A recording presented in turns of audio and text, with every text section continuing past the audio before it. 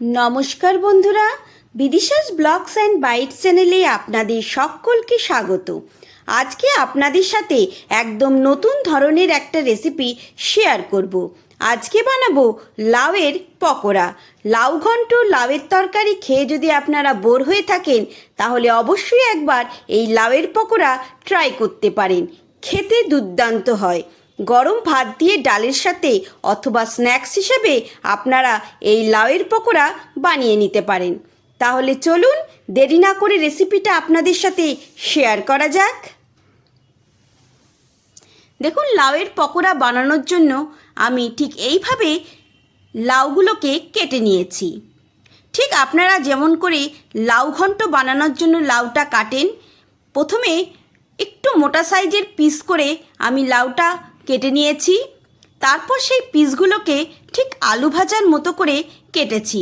দেখুন, সামনের দিকটাকে ঠিক এইভাবে আলু ভাজার মতো করে একটু মোটা মোটা পিস করে কেটে নিয়েছি, কিন্তু ওপরের দিকটা মানে লাউয়ের বুকের দিকটা কিন্তু আমি কাটিনি।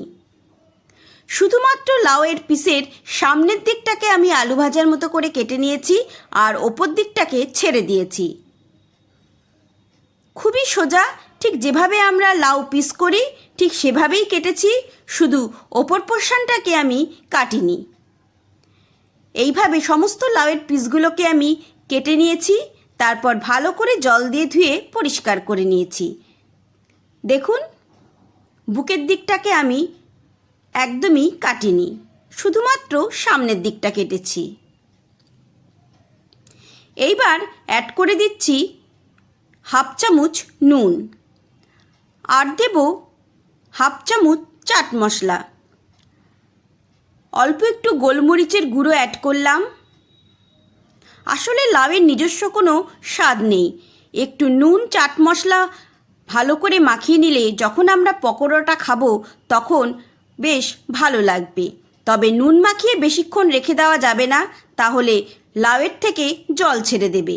পকোড়া ভাজার ঠিক আগেই নুন চাট মশলা গোলমরিচের গুঁড়ো আপনারা মাখিয়ে নেবেন।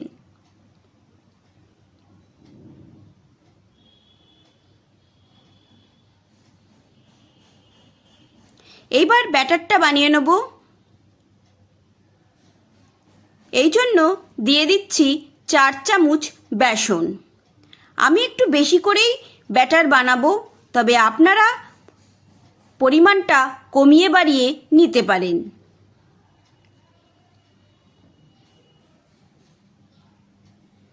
দিয়ে দিচ্ছি 4 চামচ চালের গুঁড়ো,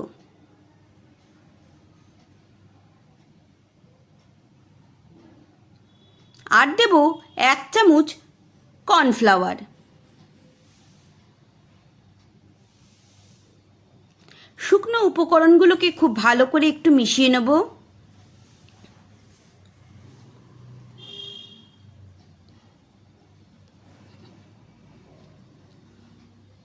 এইবার অ্যাড করে দিচ্ছি পরিমাণ মতো নুন, দিয়ে দিলাম হাফ চামচ হলুদ গুঁড়ো,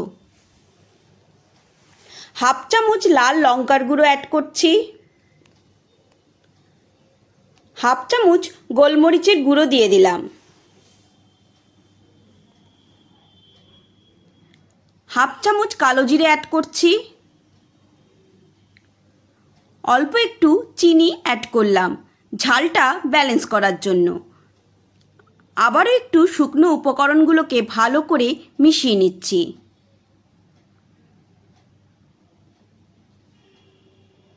এইবার অ্যাড করছি চামচের ডগায় একদমই অল্প বেকিং সোডা, আবারও একটু ভালো করে মিশিয়ে নিলাম।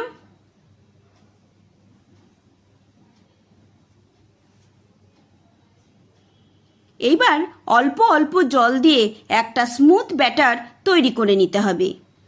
প্রথমেই একবারেই বেশি জল দেওয়া যাবে না, অল্প অল্প করে জল দিয়েই ব্যাটারটা বানিয়ে নিতে হবে। একবারেই পুরো জল দিয়ে দিলে ব্যাটারটা পাতলা হয়ে যেতে পারে। ব্যাটারটা যত ভালো করে ফেটানো হবে পকোড়াগুলো ঠিক ততটাই ভালো মুচমুচে আর ফ্লাফি তৈরি হবে। দেখুন, ঘনত্বটা ঠিক এইরকম থাকবে, খুব বেশি পাতলাও না, আবার খুব ঘনও না।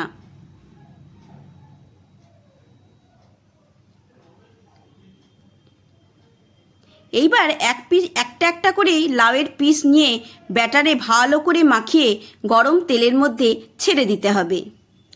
রান্নাঘরে আমি কড়াইতে তেল গরম করতে বসিয়ে দিয়েছি। ভালো করে ব্যাটার মাখিয়ে নিয়ে গরম তেলের মধ্যে ছেড়ে দেবো। দেখুন তেল গরম হয়ে গেছে।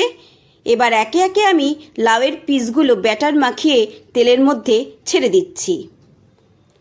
এই সময় গ্যাসের ফ্লেমটা অবশ্যই লো টু মিডিয়ামে রাখবেন, খুব বেশি হাইতে দেবেন না, তাহলে পকোড়াগুলো ওপর থেকে খুব তাড়াতাড়ি ফ্রাই হয়ে যাবে আর ভেতরের লাউটা ভালো করে নরম হবে না, শক্ত থেকে যাবে। তাই লো টু মিডিয়াম ফ্লেমে একটু সময় নিয়ে ভালো করে চেপে চেপে পকোড়াগুলোকে ফ্রাই করে নিতে হবে। দেখুন এক পিঠ ভাজা হয়ে গেছে, আমি পকোড়াগুলোকে উল্টে দিচ্ছি। এইভাবে চেপে চেপে ভালো করে পকোড়াগুলো ফ্রাই করে নেব। অবশ্যই বন্ধুরা বাড়িতে একবার ট্রাই করবেন, দেখবেন খেতে দুর্দান্ত লাগে। আপনারা যদি একঘেয়ে লাউ খেয়ে বোর হয়ে থাকেন তাহলে অবশ্যই এটা ট্রাই করতে পারেন। দেখুন উল্টে পাল্টে আমাদের পকোড়াগুলোকে আমি ফ্রাই করে নিচ্ছি।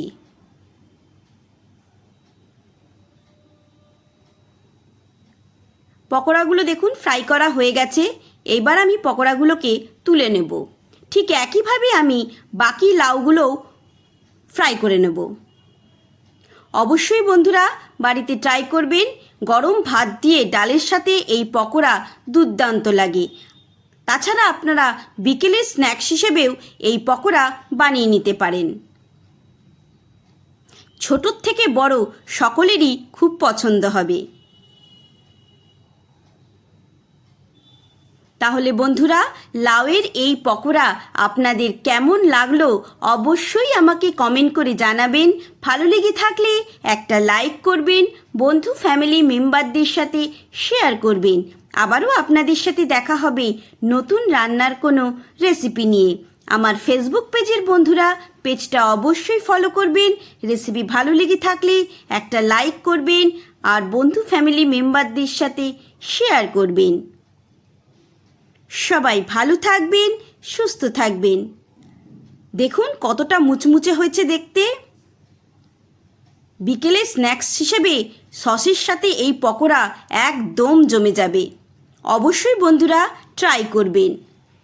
ধন্যবাদ।